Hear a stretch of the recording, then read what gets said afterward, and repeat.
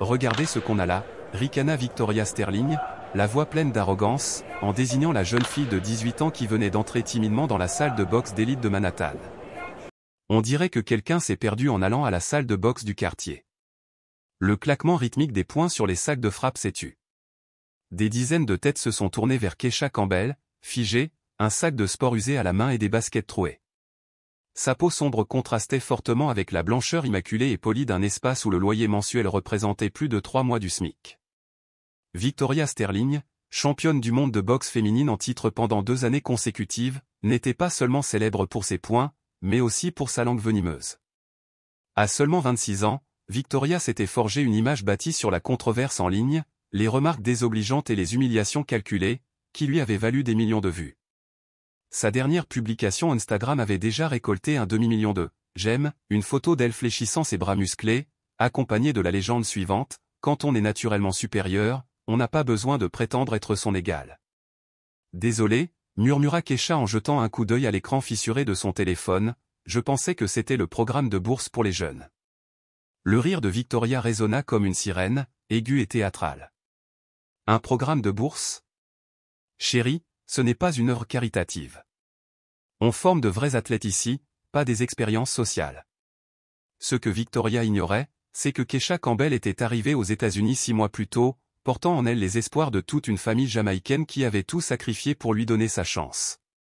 Elle nettoyait des bureaux 16 heures par jour, parvenait à peine à se payer une petite chambre dans le Bronx, partagée avec 3 autres personnes, et priait pour un miracle. Le programme de bourse pour les jeunes était sa seule chance, sa seule chance. Le programme existe, dit une voix basse et assurée. Tom Rodriguez, entraîneur et propriétaire chevronné de la salle, sortit de son bureau, un classeur en papier craft à la main. Et Keisha Campbell est sur la liste des candidats approuvés. Victoria leva les yeux au ciel si fort qu'elle aurait pu se faire mal aux tempes. Sérieux, Tom ?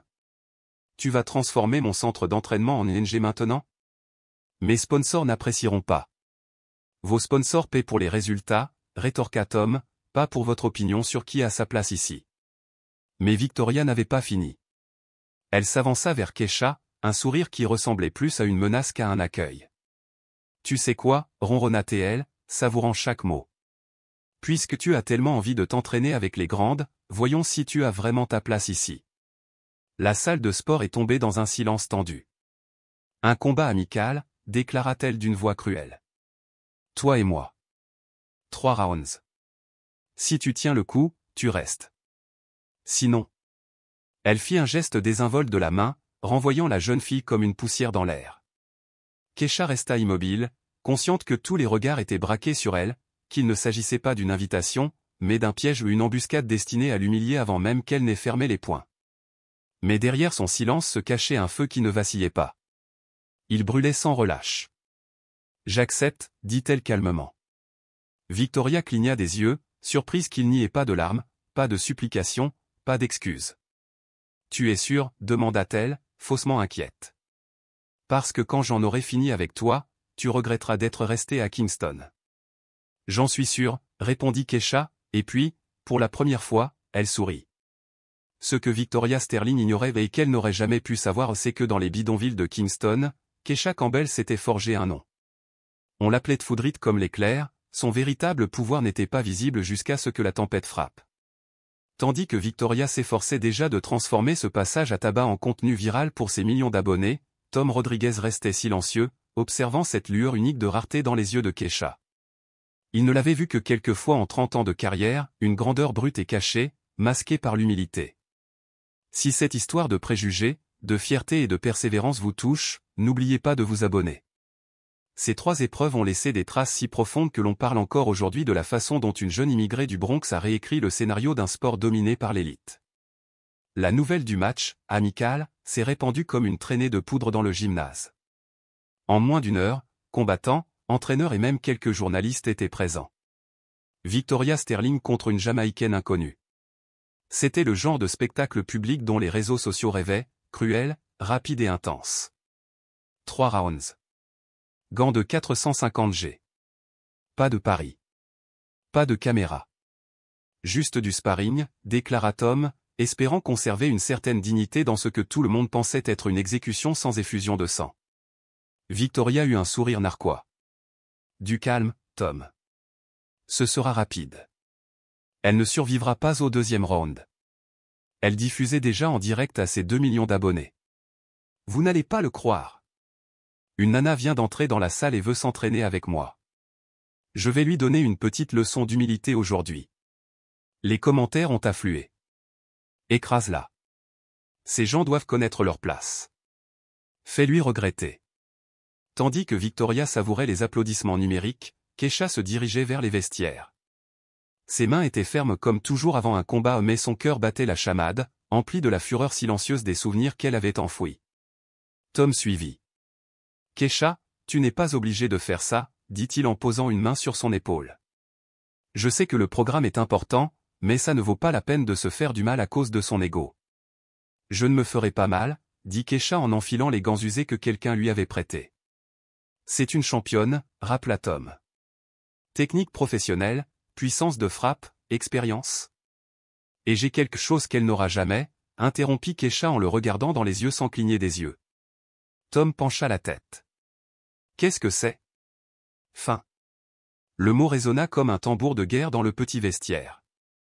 Tom avait entraîné des centaines de combattants, mais seule une poignée d'entre eux avait prononcé ce mot avec la force de caractère dont Keisha faisait preuve. Ce n'était pas du désespoir, c'était le destin. Pourquoi as-tu accepté son défi? Demanda Tom, assis à côté d'elle. Keisha ferma les yeux un instant. Les échos de Kingston revinrent. La voix suppliante de sa mère. Le claquement des poings contre la chair. Son surnom, Foudre, murmurait-on avec peur dans les ruelles. Parce que j'ai déjà vécu ça, dit-elle enfin. Les gens comme Victoria pensent pouvoir nous briser avec leurs mots, leur richesse, leur présomption de nous inférieurs. Mais ils oublient quelque chose d'important. Qu'est-ce que c'est? Ceux d'entre nous qui ont grandi en luttant pour survivre ne se battent pas pour le sport. Nous nous battons pour exister. Un frisson parcourut l'échine de Tom. Ce n'était pas seulement une réponse, c'était une prophétie. Dehors, Victoria continuait de se produire pour ses fans, riant et se moquant des baskets éraflées de Keisha. Je parie qu'elle n'a jamais mis les pieds sur un vrai ring. Elle a probablement appris à boxer sur YouTube, dit-elle en riant. La foule riait avec elle, à l'exception de quelques vétérans. Quelque chose dans la présence de Keisha les troublait. Son immobilité, son silence. Marcus Williams, ancien champion poids moyen, se pencha vers un autre entraîneur. J'ai déjà vu ce genre de calme. Ce sont toujours les plus discrets. Ce sont eux qu'il faut surveiller. Mais Victoria était trop imprégnée d'arrogance pour entendre les avertissements. Vous savez quel est le problème avec les gens des pays du tiers-monde, a-t-elle lancé à la caméra. Ils confondent douleur et habileté. Ce n'est pas parce que la vie est dure qu'ils pensent pouvoir se battre. À ce moment-là, Keisha sortit du vestiaire, ses muscles définis, sa démarche fluide et féline, comme un prédateur qui avait étudié sa proie. Prêt à apprendre quelque chose, se moqua Victoria. Toujours, répondit Keisha. Ce que Victoria n'aurait jamais imaginé, c'est que Lightning Campbell avait commencé à se battre à 8 ans, non pas pour des médailles, mais pour gagner sa vie. À 12 ans, elle mettait KO des garçons de 3 ans plus âgés dans des combats illégaux, ce qui permettait à sa famille de se nourrir pendant une semaine. À 16 ans, elle était une légende dans son quartier, non pas pour sa force brute, mais pour son don surnaturel d'anticiper et de contrer avec une rapidité terrifiante. Lorsqu'elle a finalement obtenu son visa américain, elle avait juré de ne plus jamais se battre. Mais la dignité a le don de réécrire les promesses. Tom ajusta ses gants et remarqua quelque chose qui le prit au dépourvu. Ses mains étaient détendues, parfaitement calmes, mais ses muscles conservaient la densité de celle qui s'était battue toute sa vie. « Keisha, dit-il doucement, tu ne t'es vraiment jamais battue avant. » Elle sourit, à peine perceptible, mais présent. « Définis ce que signifie le combattre, répondit-elle. Et tandis que Victoria continuait son cirque sur Instagram, en publiant sa 17e vidéo moqueuse, tandis que les spectateurs pariaient mentalement sur la durée de vie de la pauvre fille du Bronx, quelque chose d'extraordinaire se déroulait déjà. Parce que lorsqu'on juge quelqu'un à sa peau, à ses chaussures, à son silence ou à son accent, on oublie parfois la vérité sur les prédateurs. Les vrais ne rugissent pas avant de tuer. Ils attendent. Puis ils frappent comme la foudre. Et Victoria Sterling était sur le point de découvrir exactement à quoi ressemble la foudre. Tom Rodriguez avait décidé d'enquêter davantage sur Keisha Campbell. 30 années d'entraînement de boxe lui avaient appris que la vraie force ne crie jamais, et il y avait quelque chose chez cette jeune femme qui défiait la logique. Ses mains étaient exemptes de callosité, ses réflexes étaient bien trop rapides et, surtout, son calme était peu naturel, surtout pour quelqu'un qui s'apprêtait à affronter un champion du monde. Keisha, appela Tom alors qu'elle finissait d'ajuster ses gants, puis-je te voir faire quelques mouvements de base? Juste pour évaluer ton niveau. Ce qui s'est passé au cours des 5 minutes suivantes a ébranlé tout ce que Tom croyait à propos du talent naturel. Keisha se déplaçait sur le ring avec une fluidité qui semblait défier la gravité. Son jeu de jambes n'était pas acquis, il était instinctif. Ses coups atterrissaient sur le sac lourd avec une précision chirurgicale, une précision que Tom n'avait vue que chez des combattants ayant pratiqué ce sport pendant des décennies. « Mon Dieu !» murmura Tom dans sa barbe, « qui est vraiment cette fille ?» À ce moment précis, la porte du gymnase s'ouvrit. Keisha se figea. Un homme entra, une cinquantaine d'années, les mains marquées par des batailles lointaines, le regard qui avait trop vu. C'était Winston Campbell. Son oncle. Il était arrivé de Miami dès qu'il avait appris la bagarre par un cousin commun. La foudre, dit-il simplement. Le surnom résonna dans la salle de sport comme un coup de feu tiré dans le silence. Certains des boxeurs les plus âgés fronçaient les sourcils, essayant visiblement de se rappeler où ils avaient déjà entendu ce nom. « Oncle Winston » demanda Keisha, la voix tremblante pour la première fois, « que fais-tu ici ?»« Je suis venu voir si ma nièce avait perdu la tête », répondit-il dans un anglais teinté d'un fort accent jamaïcain. « Je croyais qu'on était d'accord pour dire que cette époque était révolue. » Tom s'approcha, intrigué. « Vous vous connaissez ?» Winston le regarda avec un calcul silencieux, comme s'il mesurait la quantité de passé à déterrer. « Je connais cette fille depuis qu'elle a 8 ans. Et je peux vous assurer, dit-il en désignant le ring d'un signe de tête, que Victoria Sterling n'a aucune idée de ce qui l'attend. » Pendant que cette conversation tranquille se déroulait dans un coin de la salle de sport, Victoria Sterling se tenait de l'autre côté de la pièce, filmant du contenu pour TikTok. « Regardez-moi ça », murmura-t-elle à l'appareil photo de son téléphone, son sourire narquois et moqueur. Elle a même amené sa famille pour la voir se faire humilier. C'est mignon, non? Ils auront de quoi la consoler plus tard. Sa section de commentaires explosait d'émojis de feu et de nationalisme. Victoria va détruire cette fille. Apprends-lui à ne pas s'en prendre aux Américains. Montre-lui ce qu'est la vraie boxe. Winston regarda Victoria à travers le gymnase. Puis il secoua lentement la tête. Arrogante, dit-il. Exactement le genre de personne avec qui Lightning avait affaire. Disons qu'elle enseignait l'humilité dans les rues de Kingston. Mon oncle, s'il te plaît, supplia Keisha d'une voix pressante. Ne le dis à personne. Je ne veux pas qu'il le sache. Tu sais quoi, demanda Tom, sa curiosité s'aiguisant de seconde en seconde. Winston soupira profondément. Tom, je peux t'appeler comme ça?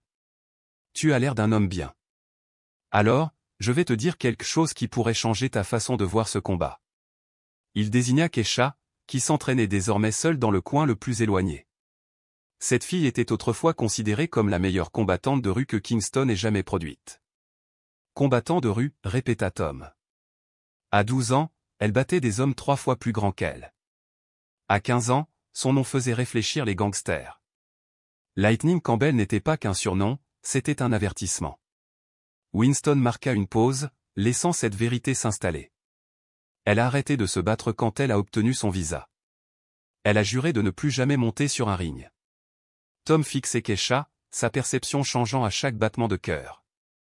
Alors pourquoi fait-elle ça, demanda-t-il. Winston répondit, parce que certains confondent gentillesse et faiblesse. Et Lightning n'a jamais toléré d'être sous-estimée, que ce soit à cause de sa couleur de peau, de son sexe ou de son passé. De l'autre côté de la pièce, Victoria a terminé sa vidéo et a parlé fort à son manager au téléphone. Michael, ça va devenir viral. Un champion du monde contre un amateur, c'est le genre de contenu dont rêvent les sponsors. Une domination totale. Fais attention à ne pas trop lui faire de mal, Victoria, dit la voix dans le haut-parleur. On ne veut pas de procès. Victoria rit. Du calme, Michael. Ça ira si vite qu'elle n'aura même pas le temps de se faire mal. Sérieusement. Winston l'entendit. Sa mâchoire se serra. Tom, dit-il d'une voix dure comme l'acier, puis-je te donner un conseil? Misez sur Lightning. Pourquoi? Parce que Victoria Sterling est peut-être championne du monde, mais elle n'a jamais lutté pour sa survie. Elle n'a jamais eu à se battre le ventre vide. Lightning n'est pas là pour faire bonne figure. Elle est là pour prouver quelque chose. À ce moment-là, Keisha s'est approchée, trempée de sueur après son entraînement. Oncle Winston, que dis-tu à Tom? La vérité, mon garçon. Tu n'es pas la petite victime impuissante que tout le monde pense. Keisha jeta un coup d'œil autour d'elle. D'autres combattants l'observaient, leurs expressions changeant, le respect se forma, la curiosité s'éveilla. Mon oncle, je ne veux vraiment pas. Tu ne veux pas quoi? Leur montrer qui tu es. Lightning, tu récures les toilettes depuis des mois, essayant de prendre un nouveau départ. Mais quand on essaie de t'humilier à cause de ta peau, de tes racines, de ton passé, aucune page blanche ne peut effacer ce qui coule dans tes veines. Tom s'avança, visiblement ému. Keisha, puis-je te demander, pourquoi as-tu vraiment accepté ce combat? Elle ne répondit pas tout de suite. Son regard se posa sur Victoria, toujours souriante à son téléphone. Quand elle parla enfin, sa voix était d'acier. Parce que des gens comme Victoria Sterling pensent pouvoir nous humilier. Nous rabaisser. Nous remettre à notre place, juste à cause de nos origines. Ou de notre couleur de peau. Elle m'a regardé et a vu une victime facile. Une blague pour ses partisans. Ce qu'elle ignore, a dit Keisha, la voix plus forte, c'est que là d'où je viens, le respect ne se donne pas. Il se mérite. Et quand on essaie de nous priver de notre dignité. Elle sourit. Mais ce n'était pas un sourire de gentillesse. C'était le sourire d'un prédateur. Parfois, la foudre doit leur rappeler pourquoi les orages sont redoutés. Tandis que Victoria continuait sa performance devant sa caméra, complètement inconsciente de l'incendie qu'elle venait d'allumer, le silence s'installa dans la salle de sport. Tout le monde le sentait. Cela n'allait pas être un combat. C'était un jour de règlement de compte. La cloche sonna. Les combattants se retrouvèrent au centre du ring. Victoria se précipita en avant, déclenchant une rafale de coups qui fendit l'air là où Keisha se tenait un instant auparavant. « Qu'est-ce que c'est que ce bordel » murmura Victoria, déconcertée. Keisha se déplaçait comme une fumée. Elle n'esquivait pas. Elle anticipait. Elle lisait chaque mouvement de Victoria avant même qu'il ne soit exécuté. Ses pieds touchaient à peine le sol, glissant sur la toile comme une danseuse au non, comme un fantôme. « Reste tranquille, ma fille » hurla Victoria, frustrée, en frappant plus fort. Et puis c'est arrivé. Un centre manqué, mal chronométré. Victoria s'est trop engagée. Keisha a répliqué. Son poing gauche heurta le visage de Victoria avec un son clair et craquant qui résonna comme un coup de feu. Victoria tituba en arrière, la main sur la joue, les yeux écarquillés d'incrédulité. Elle n'avait jamais été frappée comme ça, pas par quelqu'un de plus petit. Impossible, murmura-t-elle. Mais Keisha était déjà en mouvement. Ce qui suivit fut une véritable leçon de violence maîtrisée. Keisha ne se battait pas. Elle orchestrait. Véritable chef d'orchestre, chaque coup était porté avec intention. Chaque esquive avait un but.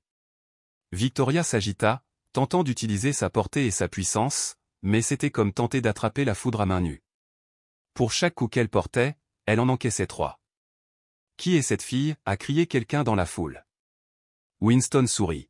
« Lightning Campbell » murmura-t-il. Le deuxième round arriva. Le visage de Victoria était marqué, sa respiration saccadée. Elle le savait. Elle avait commis la pire erreur de sa carrière. Ses publications sur les réseaux sociaux étaient toujours partagées, mais les commentaires avaient changé. Elle se fait détruire par un amateur. Cette fille jamaïcaine est en feu. Son manager hurlait des instructions depuis le coin, mais Victoria ne l'entendait pas. Les acclamations de la foule étaient assourdissantes, et cette fois, ce n'était plus elle qui l'applaudissait. C'est à ce moment-là que Keisha a décidé d'y mettre fin. Lightning n'a jamais été qu'un surnom, dit-elle calmement, se rapprochant de Victoria, qui était pressée contre les cordes. C'était un avertissement. Puis, direct, croisé, crochet, uppercut. 4 coups. Moins de 2 secondes. Le tout parfaitement placé. Victoria s'est effondrée comme un bâtiment en démolition. La salle de sport a explosé. Acclamations, cris, téléphone levé pour immortaliser l'instant. Victoria a essayé de se lever, mais ses jambes l'ont trahi. Tom a crié « 10 ». Assommé. Kesha se dirigea vers le coin où Victoria était assise, étourdie et brisée. « Tu as dit que tu voulais me donner une leçon », dit-elle doucement.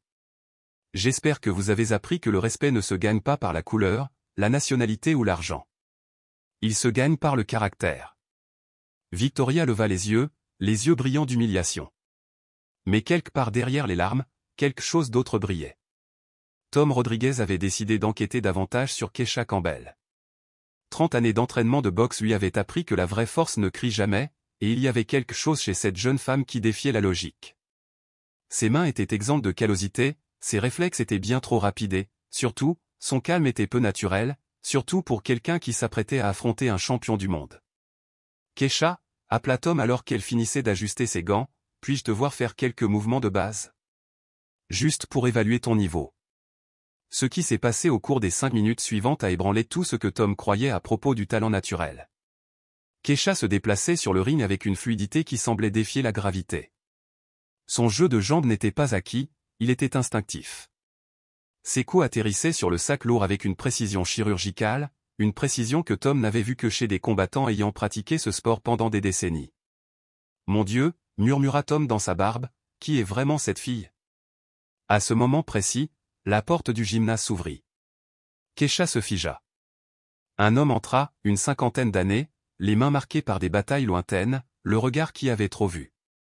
C'était Winston Campbell. Son oncle. Il était arrivé de Miami dès qu'il avait appris la bagarre par un cousin commun. La foudre, dit-il simplement. Le surnom résonna dans la salle de sport comme un coup de feu tiré dans le silence. Certains des boxeurs les plus âgés fronçaient les sourcils, essayant visiblement de se rappeler où ils avaient déjà entendu ce nom. « Oncle Winston » demanda Kesha, la voix tremblante pour la première fois, « que fais-tu ici ?»« Je suis venu voir si ma nièce avait perdu la tête », répondit-il dans un anglais teinté d'un fort accent jamaïcain. « Je croyais qu'on était d'accord pour dire que cette époque était révolue. » Tom s'approcha, intrigué. « Vous vous connaissez ?» Winston le regarda avec un calcul silencieux, comme s'il mesurait la quantité de passé à déterrer. « Je connais cette fille depuis qu'elle a 8 ans. Et je peux vous assurer, dit-il en désignant le ring d'un signe de tête, que Victoria Sterling n'a aucune idée de ce qui l'attend. » Pendant que cette conversation tranquille se déroulait dans un coin de la salle de sport, Victoria Sterling se tenait de l'autre côté de la pièce, filmant du contenu pour TikTok. « Regardez-moi ça », murmura-t-elle à l'appareil photo de son téléphone, son sourire narquois et moqueur. Elle a même amené sa famille pour la voir se faire humilier. C'est mignon, non ? Ils auront de quoi la consoler plus tard. Sa section de commentaires explosait d'émojis de feu et de nationalisme. Victoria va détruire cette fille. Apprends-lui à ne pas s'en prendre aux Américains. Montre-lui ce qu'est la vraie boxe. Winston regarda Victoria à travers le gymnase. Puis il secoua lentement la tête. Arrogante, dit-il. Exactement le genre de personne avec qui Lightning avait affaire. Disons qu'elle enseignait l'humilité dans les rues de Kingston.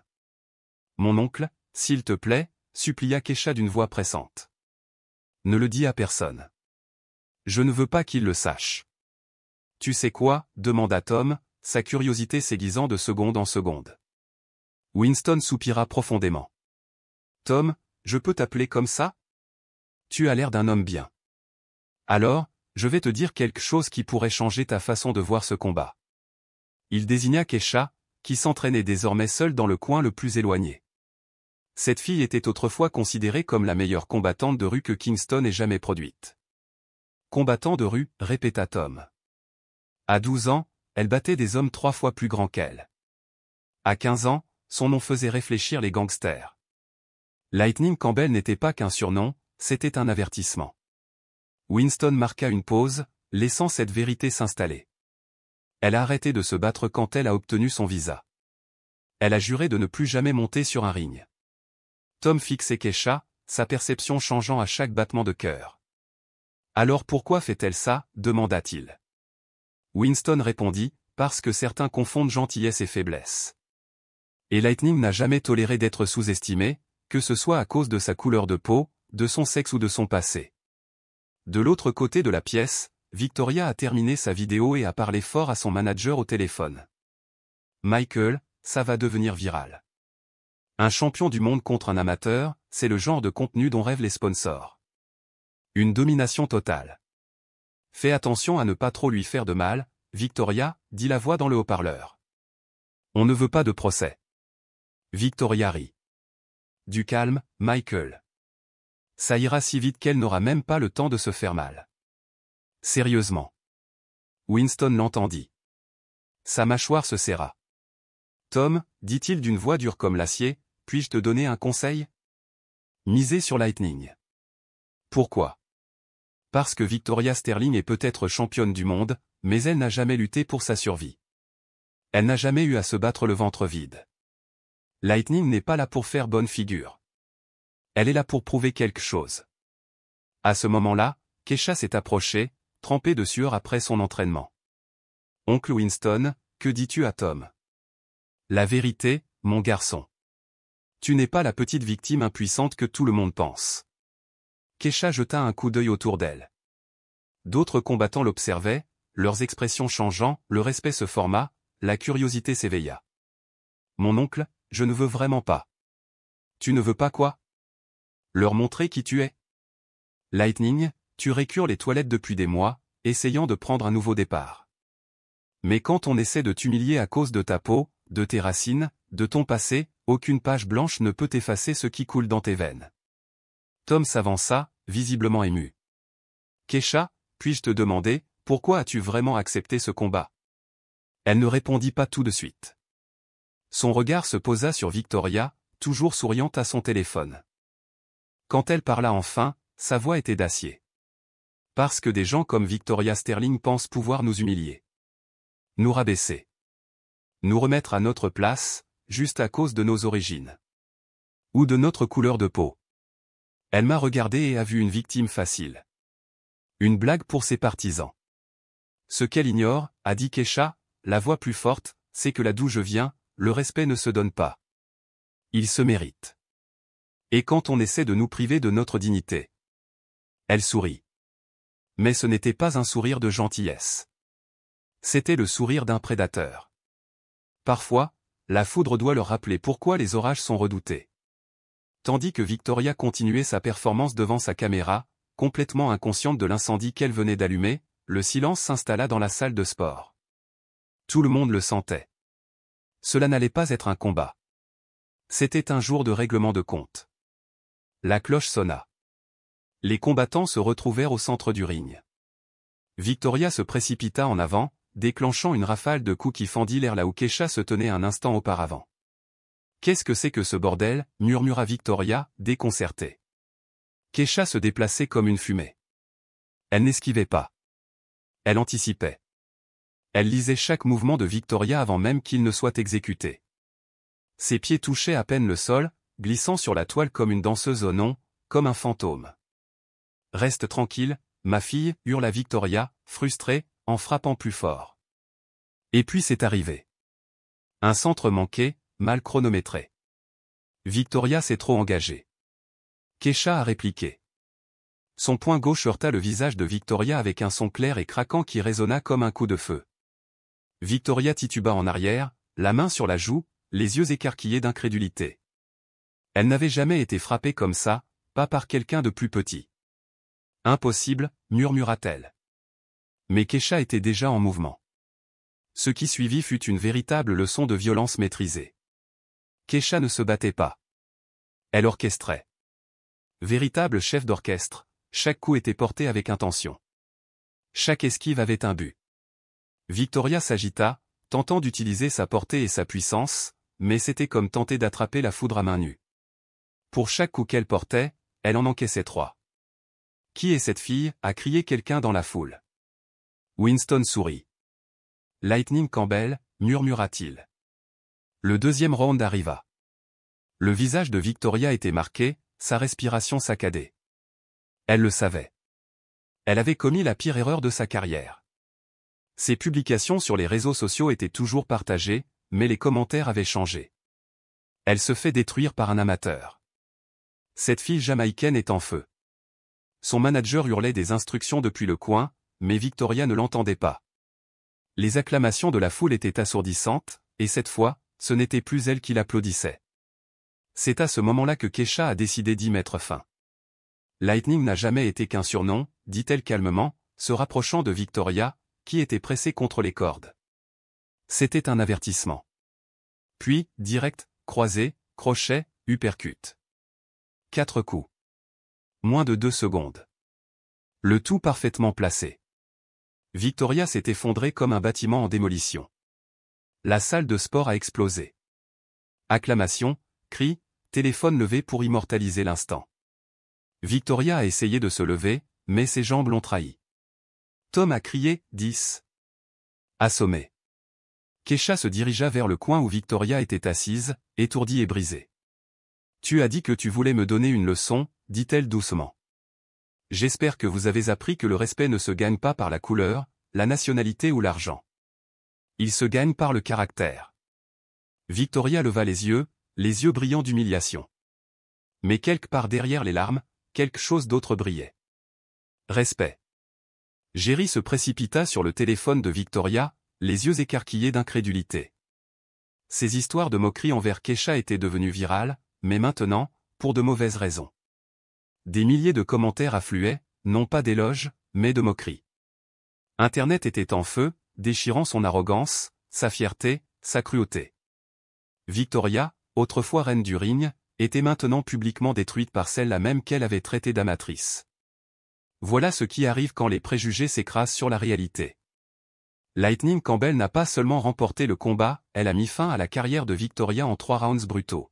« Oh mon Dieu, Victoria », murmura Jerry en lui tendant son téléphone, d'une voix à peine plus forte qu'un murmure. « Il faut que tu vois ça. Ton compte vient de perdre 100 000 abonnés en 1 heure. Les sponsors se retirent, les contrats sont annulés. » Victoria, les mains tremblantes, prit son téléphone.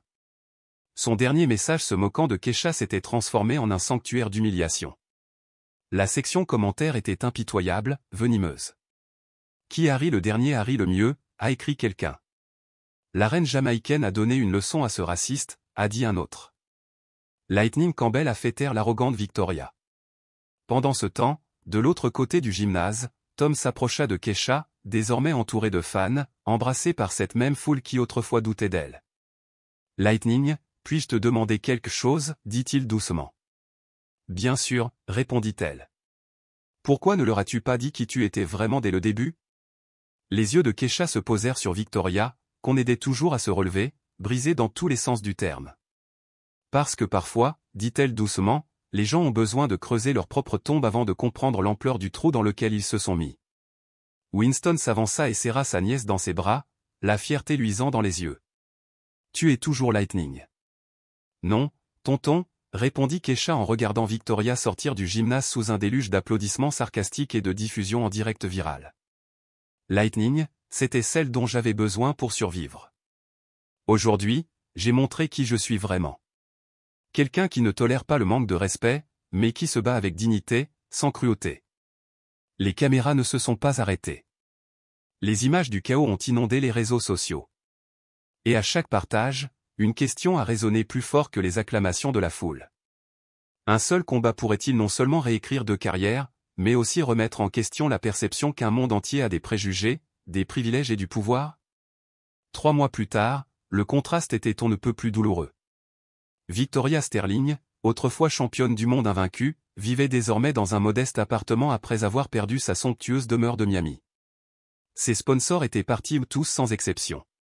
La vidéo, devenue virale, avait atteint les 50 millions de vues en 1 semaine seulement. Et le moment où elle avait été mise KO par celle qu'elle qualifiait d'« amatrice » était devenu le même de l'année, sa suffisance immortalisée comme une blague mondiale. Nike, Adidas, Gatorade, les marques qui payaient autrefois des millions pour être vues avec elle ne la rappelaient même pas. Jerry, son ancien manager, avait été d'une honnêteté brutale lors de leur dernier appel. « Victoria, dit-il, tu ne comprends pas. Ce n'est pas seulement le combat que tu as perdu. C'est ce que tu as montré au monde ce soir-là.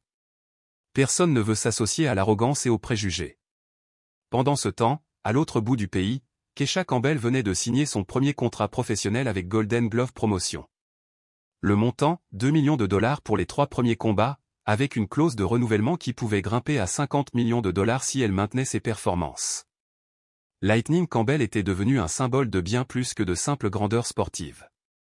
Elle incarnait la résilience, l'authenticité et la vérité. Les marques se sont ruées pour la sponsoriser, impatientes de participer au mouvement qu'elle représentait désormais. Under Armour a lancé une campagne entièrement inspirée de son histoire, sous le slogan « Gagner, pas donner ». De retour à la salle de sport, Tom Rodriguez était assis dans son bureau lorsque le téléphone a sonné. « Allô, Tom ? Ici ESPN. Nous voulons réaliser un documentaire sur la façon dont tu as découvert Lightning Campbell. » Tom sourit. « Je n'ai rien découvert, dit-il. Elle a toujours su qui elle était. Elle avait juste besoin de quelqu'un qui la respecte suffisamment pour montrer au monde ses points en action. » La salle de sport elle-même s'était transformée. Le programme de bourse, autrefois une initiative modeste et en difficulté, recevait désormais des dons des quatre coins du pays. Chaque jour, des jeunes issus de communautés défavorisées arrivaient, des rêveurs, des combattants, des croyants. Inspiré par l'histoire de Keisha, la liste d'attente comptait plus de 500 noms. Winston Campbell nous rendait souvent visite, sa fierté intacte. « Tu te souviens de ce que je t'ai dit sur la fin, dit-il lors d'une visite. Tu l'as prouvé. Ce n'est pas une question d'origine, c'est une question de feu intérieur. » Victoria, quant à elle, a tout tenté pour se réinventer. Elle a lancé une chaîne YouTube pour s'excuser, mais les commentaires ont été impitoyables. Elle a tenté un retour à la boxe, mais aucun promoteur n'a voulu la toucher. Sans sponsor, sa fortune s'est rapidement envolée. Lors d'une interview désespérée sur un podcast de piètre qualité, elle a enfin prononcé les mots que le monde attendait. « J'avais complètement tort », a-t-elle admis. Keisha Campbell n'était pas seulement une combattante exceptionnelle. C'était quelqu'un que j'aurais dû respecter dès le début. Mes préjugés m'ont aveuglé. Mais Internet n'est pas tendre. Ce clip est lui aussi devenu un mème. Victoria, désormais le visage du regret, tente de s'excuser alors que tout est déjà perdu. Keisha, interrogée sur l'interview, a fait preuve de la grâce qui l'avait toujours distinguée. « Je n'ai aucune colère envers elle », a-t-elle déclaré. Sport Illustrated, la colère ne détruit que celle qui la porte. Je préfère consacrer mon énergie à bâtir des ponts pour d'autres jeunes femmes comme moi. Sa fondation, Rêve Éclair, avait déjà aidé plus de 300 filles issues de communautés marginalisées à accéder à des bourses et à des activités sportives. Son premier gymnase ouvrait ses portes à Kingston, en Jamaïque, la même où Keisha avait découvert que ses poings pouvaient être bien plus que de simples armes de survie. Lors de la grande ouverture, diffusée en direct dans le monde entier, Keisha tenait le micro avec les mêmes mains qui avaient autrefois éliminé un champion du monde. Cette histoire, commença-t-elle d'une voix claire, posée, presque solennelle, ce n'est pas une histoire de vengeance. C'est une histoire de dignité. Il s'agit de montrer au monde que le respect ne se gagne ni par le statut social, ni par la richesse. Il se gagne par la force de caractère, parce que l'on choisit d'être face à l'adversité. La salle éclata en applaudissements, tonitruants, sincères. Mais elle n'avait pas encore terminé. Victoria Sterling m'a fait le plus beau cadeau de ma vie, poursuivit-elle. Elle m'a sous-estimé. Et quand on vous sous-estime, on a deux choix, se laisser briser par cette épreuve, ou bien s'en nourrir jusqu'à devenir invincible. Au premier rang, Tom Rodriguez, l'homme qui avait entraîné des champions toute sa vie, essuya une larme. Il n'avait jamais vu personne transformer l'humiliation en inspiration avec une telle grâce. Des mois plus tard, quand Lightning Campbell unifia les titres mondiaux en éliminant son adversaire dès le deuxième round, le même round où elle avait autrefois vaincu Victoria, la première personne qu'elle remercia ne fut ni son entraîneur, ni sa famille. « Je tiens à remercier tous ceux qui ont tenté de m'écraser », déclara-t-elle au micro. « Ceux qui se sont moqués de moi, qui m'ont dit que je n'avais pas ma place. Vous m'avez offert une leçon que je n'oublierai jamais. Le véritable pouvoir ne vient ni de notre lieu de naissance, ni de la couleur de notre peau. Il naît du refus absolu de laisser les autres définir notre valeur. » Pendant ce temps, dans son petit appartement, Victoria regardait le combat seule, devant son écran. Et quand l'arbitre leva le bras de Keisha, la déclarant championne du monde, la vérité frappa enfin. Le talent peut être inné. Mais la grandeur, elle, se forge dans le feu de l'adversité. Ce soir-là, dans un gymnase de Manhattan, Keisha Campbell n'a pas simplement remporté un combat. Elle a réécrit les règles de la force, du respect, de l'ascension. Elle a rappelé au monde que la meilleure revanche n'est pas d'écraser ses ennemis, mais de devenir tout ce qu'ils pensaient impossible. Et tandis que Lightning Campbell brillait sous les projecteurs du monde entier, Elle prouvait une vérité éclatante, certaines tempêtes ne viennent pas pour détruire. Elles viennent pour purifier, pour ouvrir la voie à quelque chose de plus grand. À chaque âme qui a déjà été sous-estimée, rejetée, brisée sous le poids des préjugés, souvenez-vous de ceci, ne laissez jamais personne définir vos limites. Parce que la plus grande victoire de toutes, c'est de leur prouver à quel point ils se sont trompés sur qui vous êtes vraiment.